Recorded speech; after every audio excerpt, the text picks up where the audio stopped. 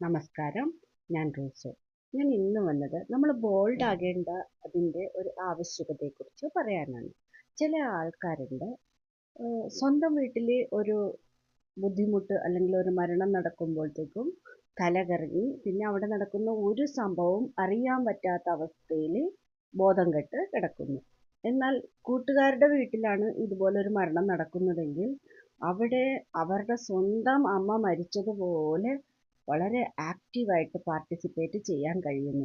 പക്ഷേ നമ്മുടെ ജീവിതത്തിൽ നമ്മളെക്കൊണ്ട് നമ്മുടെ വീട്ടിനും നമുക്കും ഒരു ഉപകാരം ഉണ്ടാകുന്നില്ല എങ്കിൽ നമ്മൾ ഒന്ന് ഇരുത്തി ചിന്തിക്കേണ്ട ഒരു ആവശ്യമുണ്ട്. കാരണം നമ്മളെക്കൊണ്ട് നമുക്ക് ഗുണമില്ലെങ്കിൽ പിന്നെ ആർക്ക് ഗുണമുണ്ടായിട്ട് എന്താ കാര്യമുള്ളത്? നമ്മുടെ മുമ്പിൽ നമ്മളത് തെളിയിക്കണ്ടേ? കാരണം ഇത് നമുക്ക് മറ്റുള്ളവരെ കാണിക്കാനുള്ളതല്ല.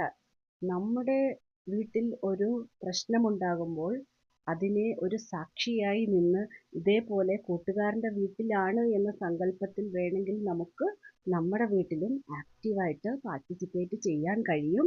അതിനായിട്ട് മെഡിറ്റേഷനൊക്കെ പ്രാക്ടീസ് ചെയ്ത് കഴിഞ്ഞാൽ നമുക്കത് കൃത്യമായിട്ട് മനസ്സിലാകും. അപ്പോൾ സ്വന്തം വീട്ടിൽ ഇനി ഒരു പ്രശ്നമുണ്ടാകുമ്പോൾ ആരും തളർന്നു പോകാതിരിക്കാൻ വേണ്ടി പ്രത്യേകം ശ്രദ്ധിക്കുക. Thank you.